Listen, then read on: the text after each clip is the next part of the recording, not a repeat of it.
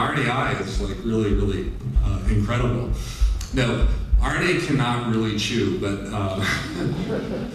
in fact, there was so much hype, and you often see this, unfortunately. I think a lot of companies sort of got ahead of themselves and tried to put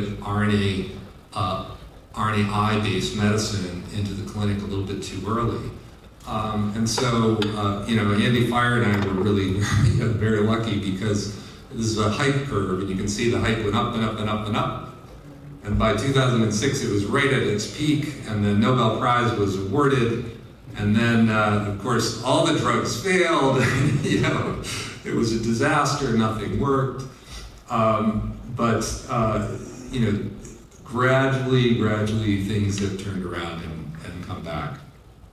And now, it's really exciting. There's a lot of good drugs coming. Fortunately for us, right before the bubble burst on RNAi, the Nobel Prize came out, and we got a lot of money from the state of Massachusetts, actually $100 million to build a quote-unquote RNA Therapeutics Institute.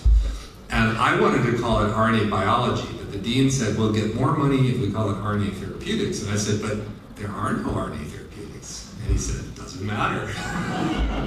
Let's call, so that was really a smart move. So we did get some money, and we got to work trying to solve these problems independently, I should add. A lot of the companies went out of business, but a lot of them kept going, and a few of them, I should say, kept going. And then, as you can see, I think almost all of these drugs are from Alnylam or from partnerships by Alnylam, which is one of the few survivors of all of those downturns. So we built this building with some of that money. And most importantly, we hired Anastasia, and she helped to build up a team at that institute that really brought the word therapeutics to the picture. I was asked, it was 2016, so 10 years after the prize, and there were 0 approved drugs. The first one got approved 2018, and the reporter said, it's been 10 years, there are no drugs, what would you have done differently? And I said, hire more chemists, because that's what it took. Chemistry, the RNA molecule is way too fragile to use as a drug naked. It had to be modified. And Anastasia and many other chemists helped to innovate where you can safely put those modifications without disrupting the activity of that enzyme. That enzyme cares about the chemistry. So you have to design your drug so that it's still accommodated by the enzyme that it needs to program. And that took time. But the beauty, of course, and you guys all know this, the beauty of a RNA-guided therapy is it's programmable. Once you have delivery, for example, the delivery to the liver, which was the first to come along because, liver is sort of the low-hanging fruit for any therapy, injectable.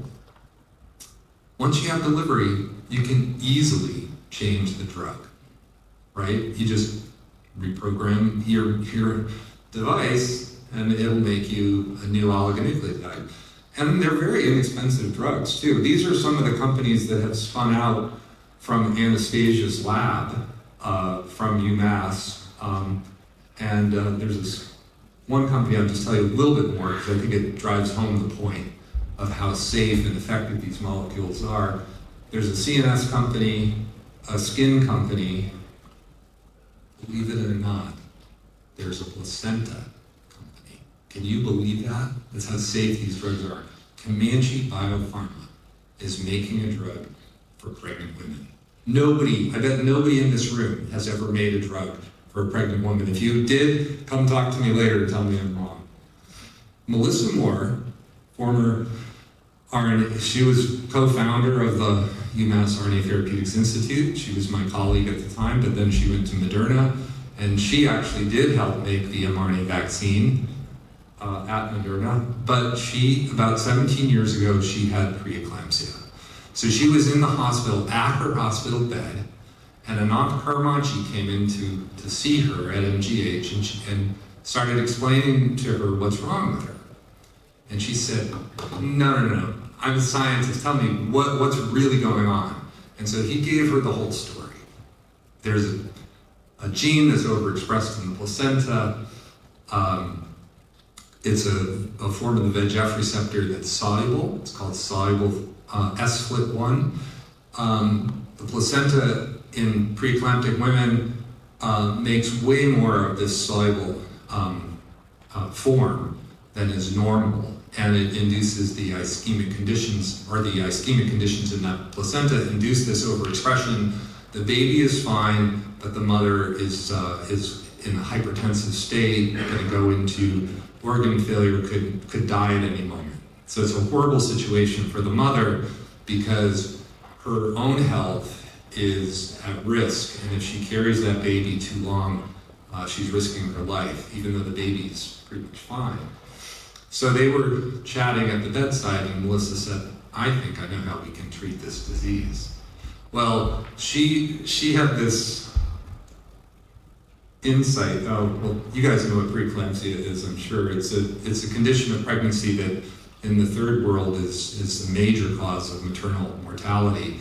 And in the first world, the only therapy that really works is delivery of the placenta, which means preterm baby, or inviable baby, or mother who risks her life to try to get to viability. So it's a really tough one. But the soluble FLT1 messenger RNA is made by terminating transcription inside of an intron, which means if you are an mRNA aficionado, means that it has a different 3' end than the full-length VEGF receptor.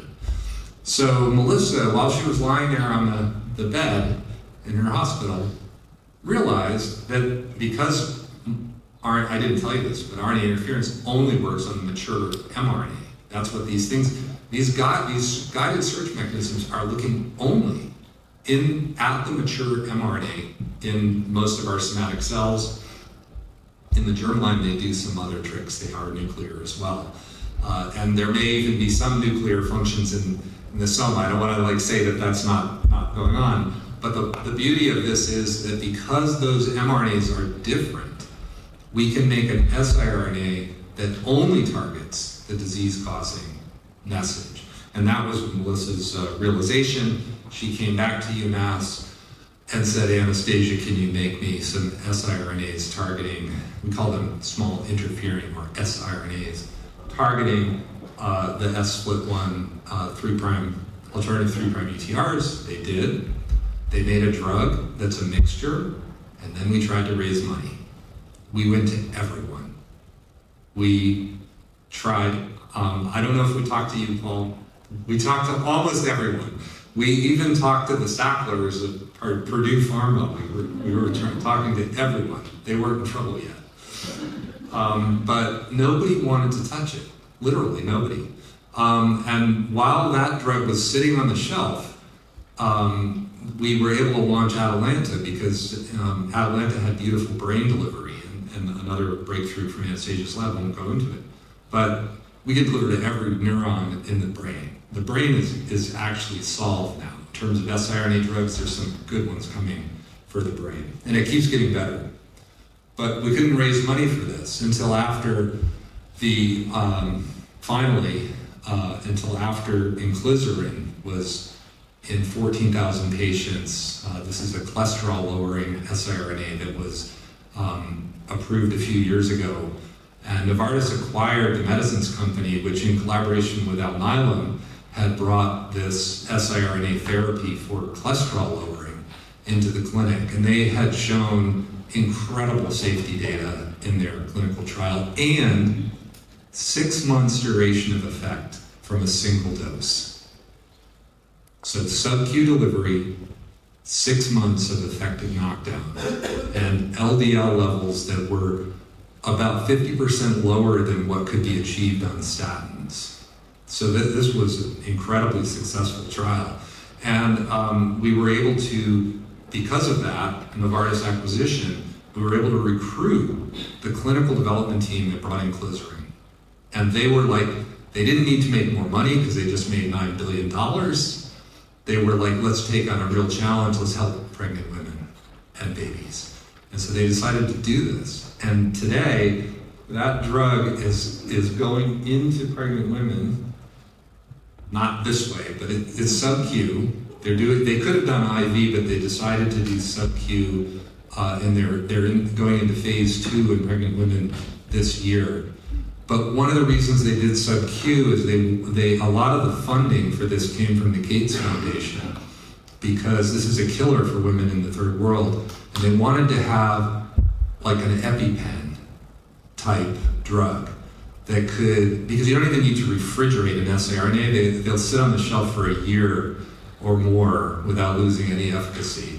And you can just deliver them sub-Q and hopefully prevent these women or enable women to carry to term. In the baboon trial, about 3 days after the dose, the blood pressure began to normalize. So this would literally be a single one and done therapy, because the knockdown is far more durable than you actually need for a late-term pregnancy condition. But that's how safe these molecules are. The therapeutic index is really quite large between where you see any kind of toxicology and the molecules are effective for periods of weeks and even months after a single dose.